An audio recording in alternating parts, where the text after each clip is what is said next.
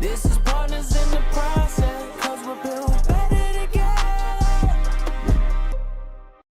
All right, welcome back to Partners in the Process. Today, we got a topic we want to talk about. It's something that has become a big sticking point for a lot of couples. And so that would be how to better yourself and make sure your spouse comes along and wants to then better themselves and your relationship and your family unit. So we've seen it both ways. A very common thing that we see is that one person in the relationship desires a better way. Or kind of starts the journey. And the other one, either it's not even on their radar, or they don't understand it, or they don't believe in it, didn't know it was a problem, whatever. But one of them's already like mentally got in that lane, and the other one like doesn't even know it existed. Yeah. Usually they're completely like blindsided. Maybe? Yeah. So what happens is like one of them will start to make changes, and then they'll start to seek help. Okay. Sure. I've had people that reach out, and as they're seeking help, and I start to ask questions about their spouse, they either don't know anything about it, or they're just thinking that they're doing you, like they're just doing them. And so they don't understand the impact of not coming along with them, and what that can create later. Yeah. The byproducts can be very damaging. You hear of a lot of people that grow apart. Yeah. Well, one of the reasons they grow apart is because they did not choose to grow together. And we're a big proponent of growing together. We're a massive proponent of growing together. I don't think that if you chose that person and fell in love with them for a particular reason, whatever that might have been, call it, the early days, the butterflies, all that feeling that you have, you should always revisit that, and you should always keep exacerbating it and making it better and raising the bar and I guess challenging yourself to find new levels of love between each other that through you might the growth. Through the growth, right? Yeah. Because at every stage of that growth, there's going to be new things that you discover, that you uncover, that you discover, that you kind of excavate from each other, that they start to feel comfortable with explaining to you or expressing to you or revealing to you. Yep. I mean, heck, us personally, I bet there was times 15 years in that we had found little things out about each other. We're like, I didn't really know that about you. Yes. But I think when you think about growth and stuff like that, different things happen in your life and they cause you to think about things maybe from the past. Okay. So for me, a big point in my life was I was younger. I was probably 15 or 16 maybe, I don't know. And we were on a girls' cousin trip. Yeah. Right? And so we were at the Lake of the Ozarks, and one of the cousins owned this massive home at the Lake of the Ozarks.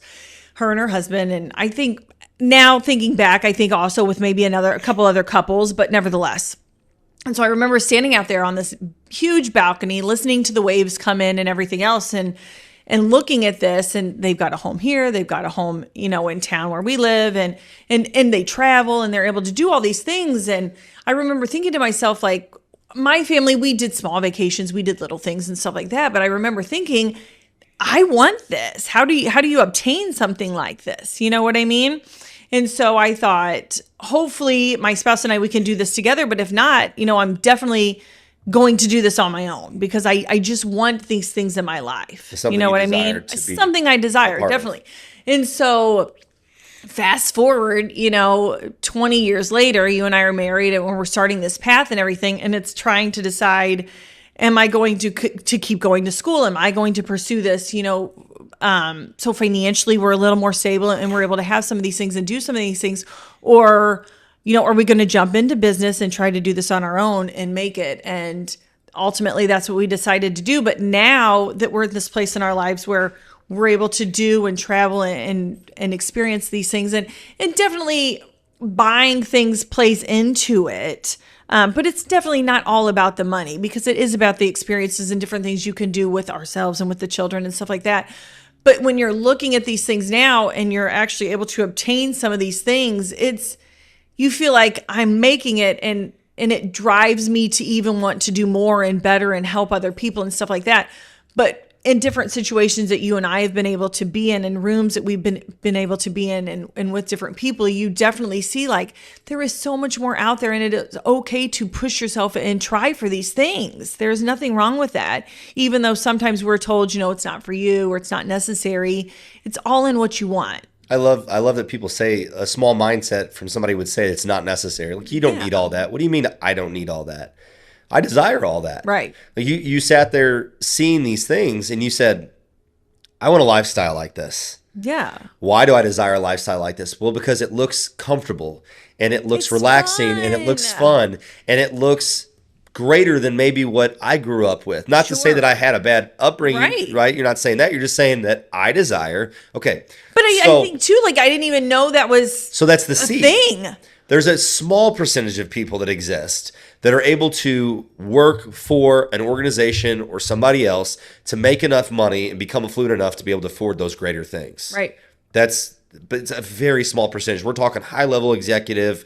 Like when you're talking about making six figures or more, that's a very small percentage of people. I heard a statistic the other day that like to be in the top percent of wealth worldwide, you had to make like $26,000 a year or something crazy like that. It was very small. So we're talking worldwide. Right. Obviously, the majority of the wealth is in the United States. This isn't just the United States, but if you look at it from a global perspective, we're well off compared to most if that's where the bar's at. If you do, because the rest of the world is diluting how much we actually have here, and it brings it down to that amount. Anyway, what I'm saying is, once you desire that and you see that, you look at it and go, so what is the vehicle that I can use to obtain this? Well, if I'm not going to go to school or become a high-level CEO, or I have some sort of a skill set where I can work for like a high-level accounting firm or whatever the story, like in order to be like on that level, very, very small percentage.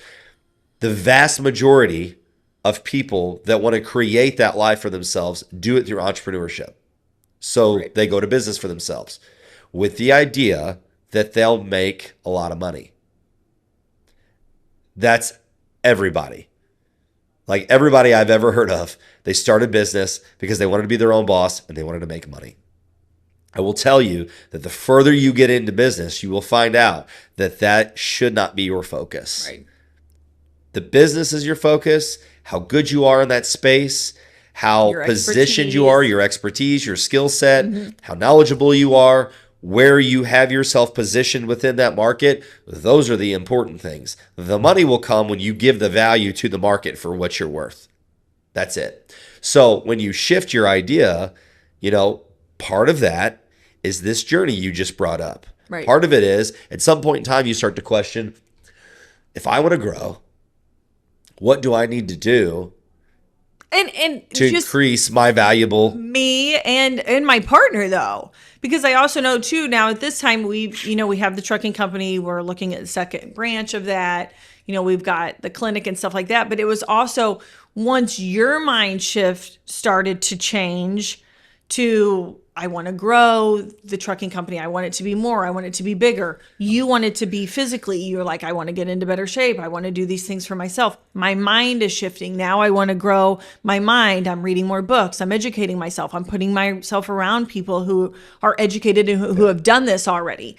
So then as you're pushing yourself, then I kind of go back to that 15-year-old kid and it's like, I want more. I want to grow. So it pushes us to do this together. Now that's your story. One of us. But what about somebody who didn't have that vision at 15? Yes. What happens if you're with somebody who both of you at some point in time thought that what you came from and what you had was a good, comfortable life, and so that's all you desired? Right. And then one of you at some point in time decides they want more. Right. What then? How do you drive then your partner to get on the same page as you? Is it through educating them? Is it through, different experiences that you're able to provide?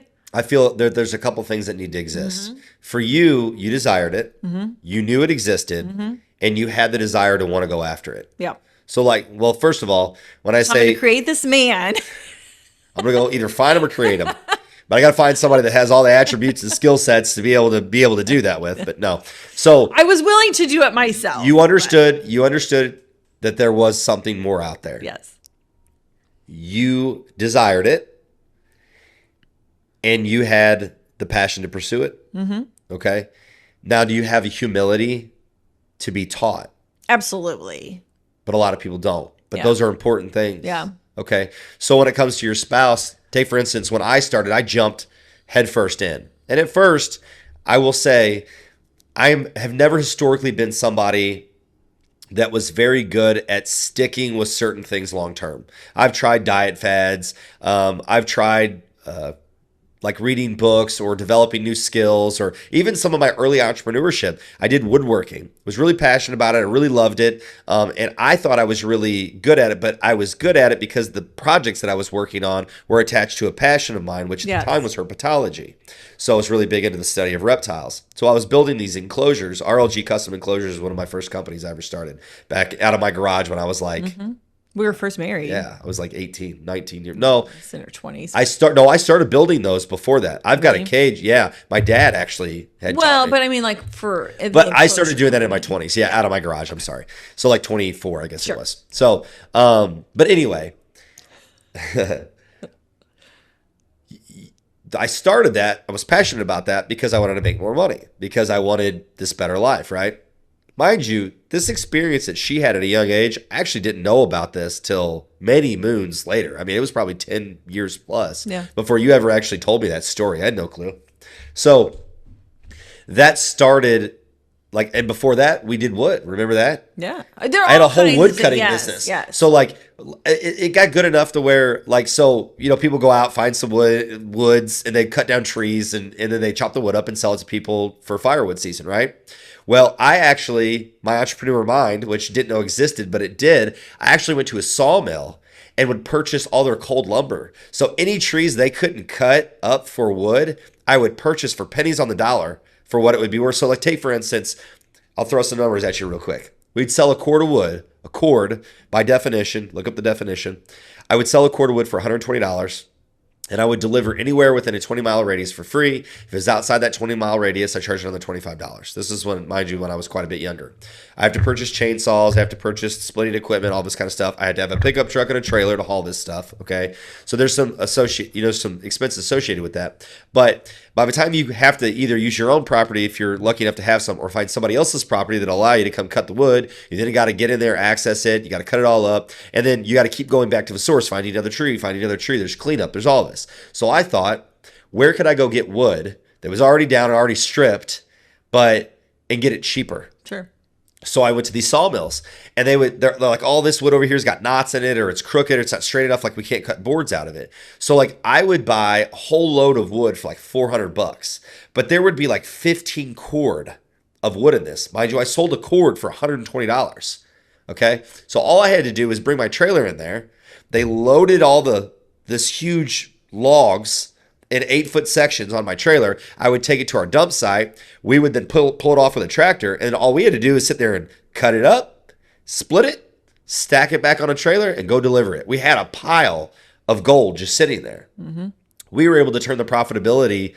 Not only that, but like you would start to run out of resources as the winter would go on. Like you'd run out of trees to cut, or you didn't want to cut wood that was like too green, because it could cause flue fires and stuff. There was a whole thing to it. So this wood that we were getting from sawmills was already seasoned, and some of it had been laying a year already. They'd cut it down, and so it was seasoned wood, And you ran a chance of getting some wood that wasn't good when you got into the middle of it, but nevertheless, my entrepreneur mindset was, let's do this better, let's do it more efficiently, let's make it more profitable.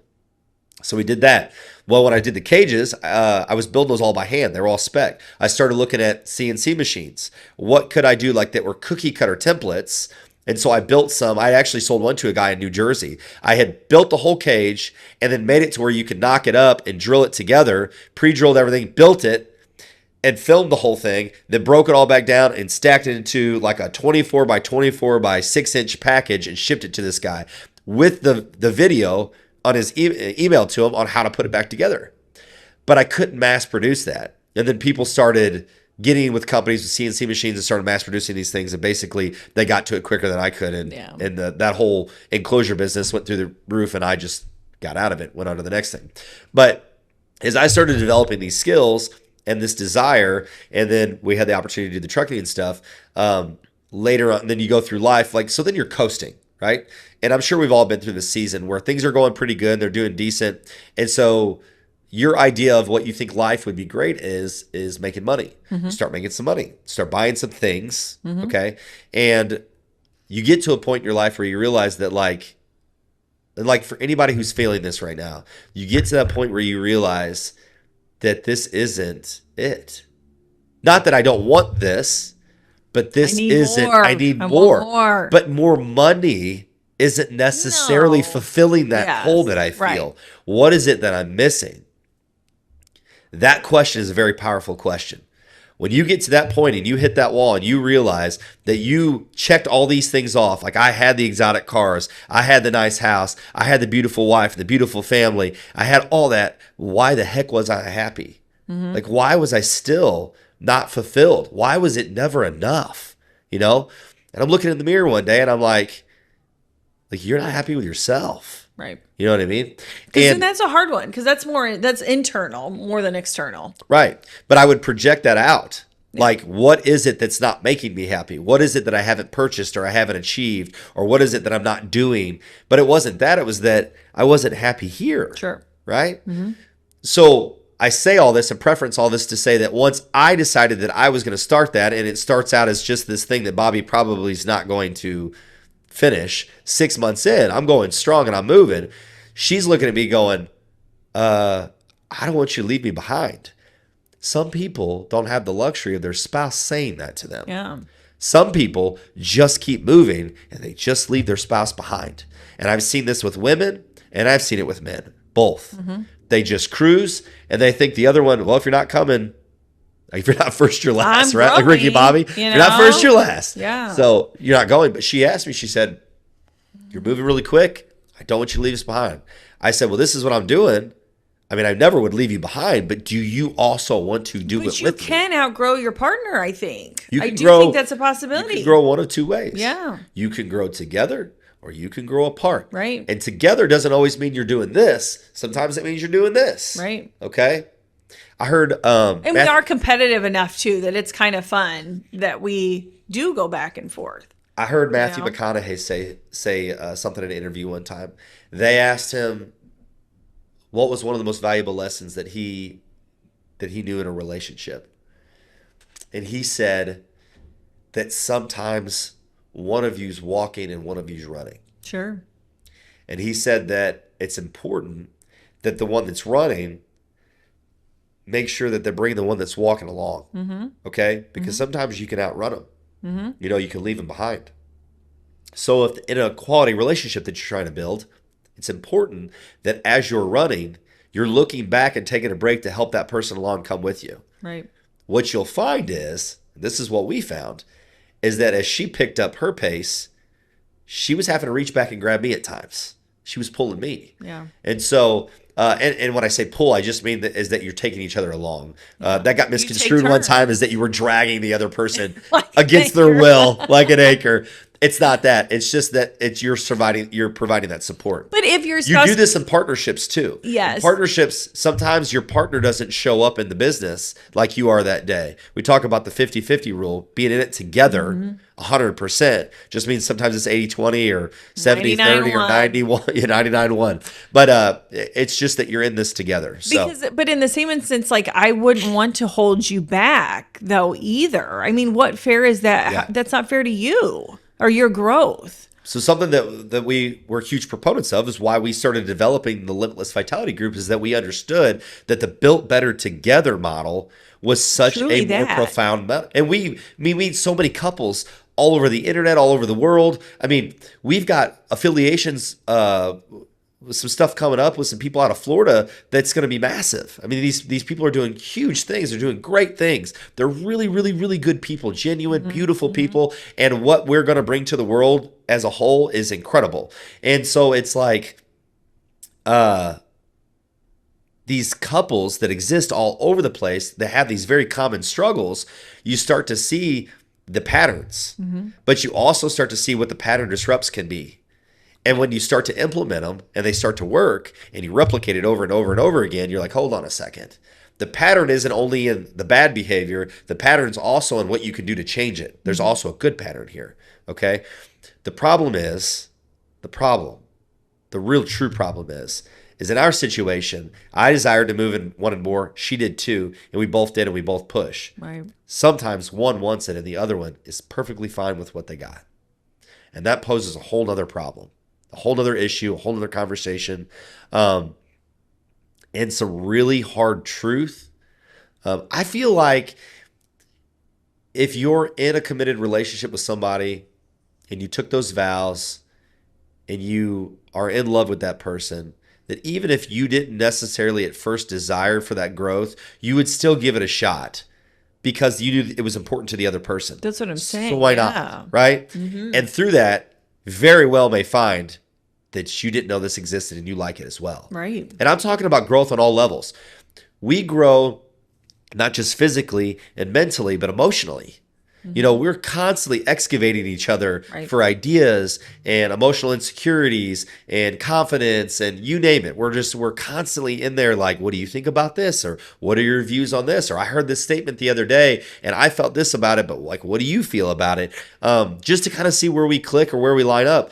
I love it when we do, but I also love it when we don't. It starts discussions. Yeah. It starts sometimes even like little bickering and stuff, just getting our point across and things like that. But it is fun and it's all in good fun. But we get to learn so much about each other. That's because that goes into a whole other category of things of respect, and the level of respect that we have developed with each other is bar none. It's why you feel like you're comfortable enough to be able to say whatever we need to say. Because you know where it's coming from. Yeah. It's coming from a place of love, like Right. genuine love. Right. You know what I mean? You know, I'd lock my own arm off if it meant to save your life. If it meant for anything, any benefit to you, I'd be like, there you go. You know what I mean? Like I have that level of love with you. So there's nothing that I'm going to tell you or say to you that's going to be malice or ignorant or mean or just to hurt you. So we wholeheartedly understand that about each other.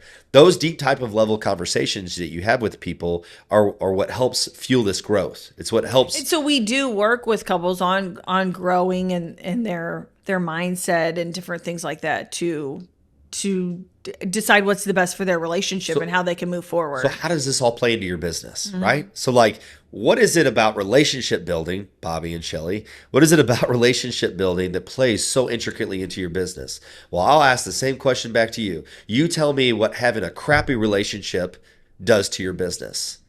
If you don't know what a good relationship can do to your business, but you know you probably don't have the best one, what's a crappy one doing to your business right now? Yeah. That's what I'll ask you.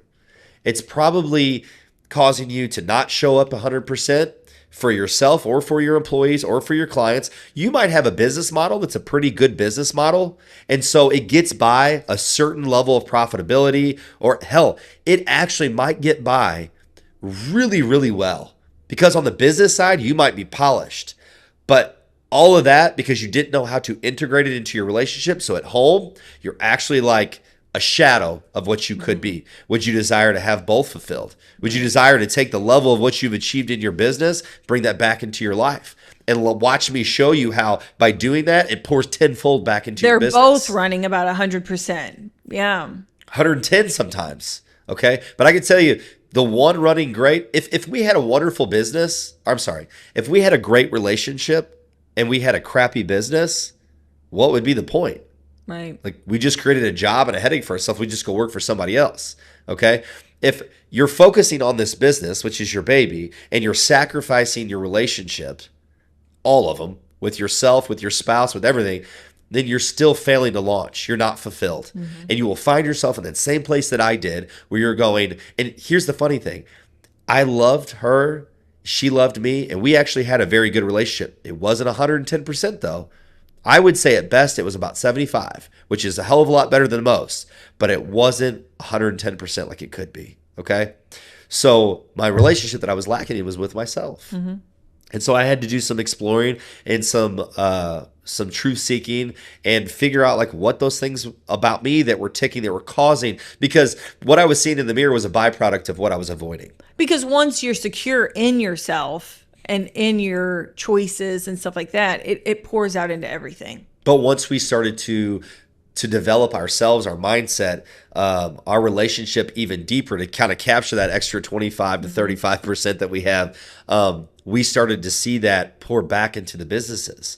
You know, that level of, so when you're in a better mood, you show up better for the day. You just do. Okay. Your mind's in the right place. Your mind's in the right place. If I'm not struggling with you in any way, shape, or form, and you're the person that I'm coexisting with and living with and sharing a family with, sharing my bills with, and all that, if I'm good there, all these other challenges seem like far less. Because if I've got this challenge here at work, and then I got to come home and I got to fight with you, or I got to deal with the fact that it's just absolutely dead in the bedroom.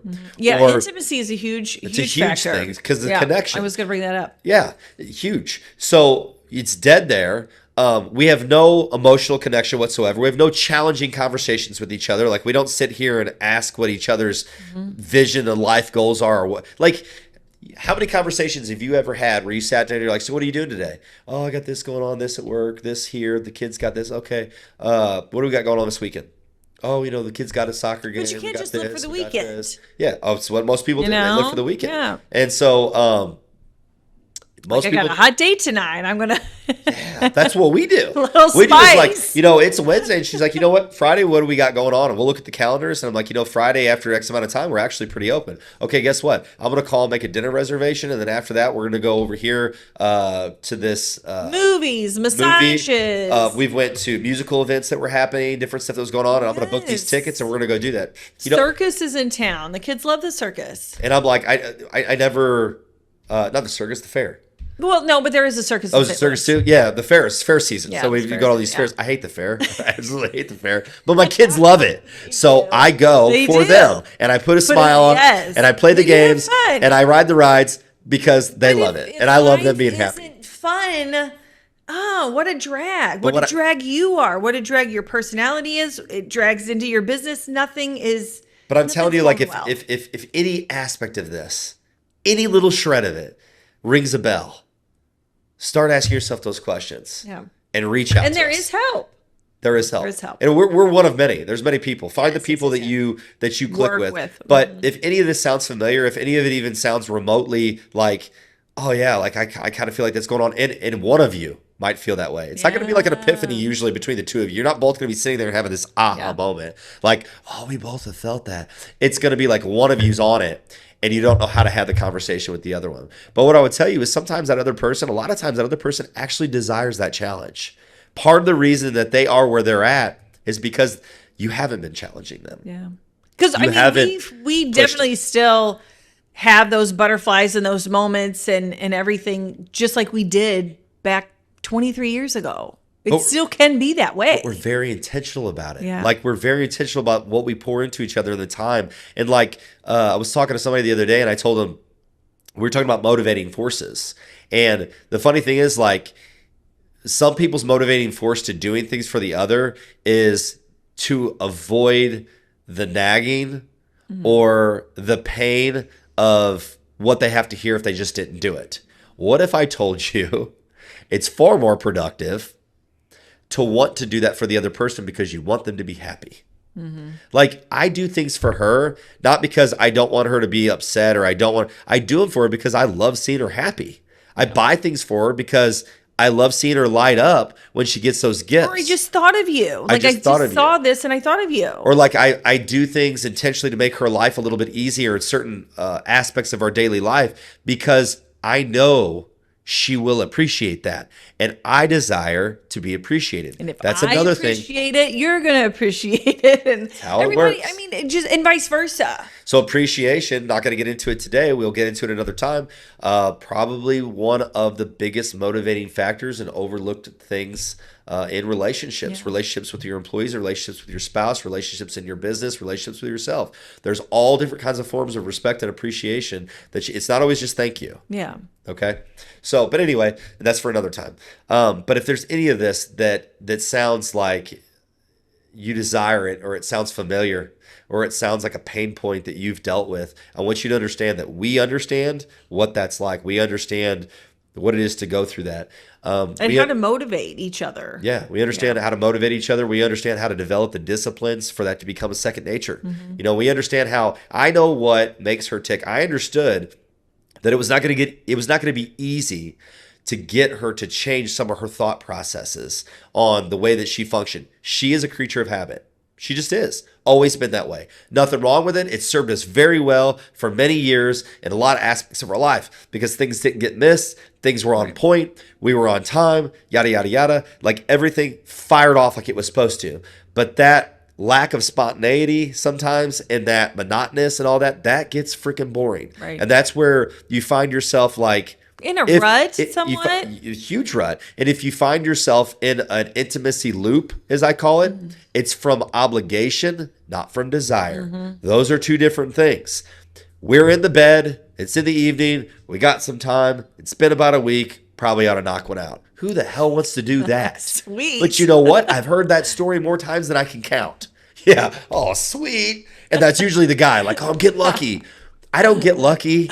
That's not what it's called. You know what I mean? We don't just, this is not like I went to the bar and I was 18 years old and found some chick to pick up and I'm taking her home and I'm getting lucky. You don't get lucky with your spouse. That is not the way that's supposed to go. Okay. So, and that's such a huge portion of your relationship that if that's not something you're focusing on, and the problem isn't the fact that you don't have the intimacy, it's whatever's creating the lack of the desire for the intimacy. That's the problem, and that's what you got to focus on. That's what we work with people on. It's all those aspects. It's this is the symptom. This is what's happening. What's causing that? We do it in our clinic.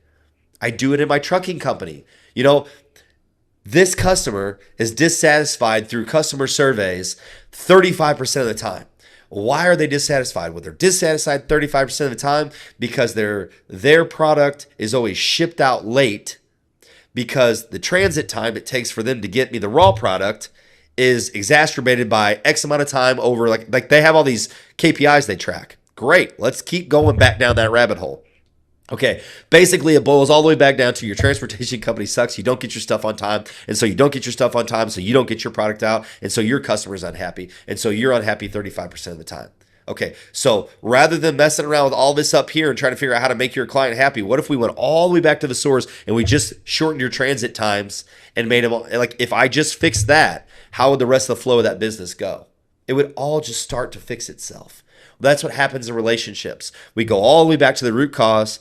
We start to work on that root cause, and you start to see that flow start to work all the way back to that problem, and that problem starts to fix itself because it wasn't actually the problem. It was the symptom to the problem, which is what we actually had to work on. Yeah. Okay. But we help people get to the root of that, and we work from today forward. We talk to people about counseling and therapy. We think both of those are extremely crucial. I do have to understand a little bit of where you came from to understand where we're going, but I'm not here to fix your past. That's for people who have the licenses to do that. I have to understand it, but I'm not here to fix it. Okay? I am here to tell you what we're going to do from today forward and how we're going to make a new life from today forward. And your spouse should come with you. Yeah. You know, we do this a lot with couples because the breakthroughs they have in front, they feel empowered to speak to both of us in a way they won't speak to each other. And so when they speak to both of us, it's like we're Support able system. Yeah. It's like we're able to drop the curtain between the two of them and put it up around all four of us. Yeah. And so they feel protected in that area to talk to us, but in reality they're talking to each other through us, but the other one's listening. Okay? And so these breakthroughs you get to have, then it plants these seeds so that when they go back home, they start working on that. Well, she had said in the meeting that, you know, I wasn't doing this or I was acting like that or she desired this. And he said that I wasn't doing these things. And so I'm going to be more intentional about that. Take it in a hurtful way. It's in a growth way. You wouldn't be in that room speaking with us if it wasn't in a growth way. Yeah. Why would you go put yourself through that if you didn't desire? Why would you seek the help if you didn't desire the growth? Right. Okay. You went and looked for the help because you want to grow. Yeah. Because you want to get better. And you and your partner, your family, your spouse, your children, that's all important to you. And don't get the term "you've changed" twisted. Okay? You either grew bad or you grew good, but you grew one way or the other, you change. Yeah. And so we're proponents of growing for the better. And when we change, it's because we've grown. It's out of growth. Yeah. So if any of that sounds familiar to you or it sounds desirable to you or it sounds like something that you're dealing with, seek help. Look for individuals. Reach out to us. You can DM us. You can there's all different ways to reach us, and we have all kinds of resources to help people. So thank you guys so much. This is Partners in the Process.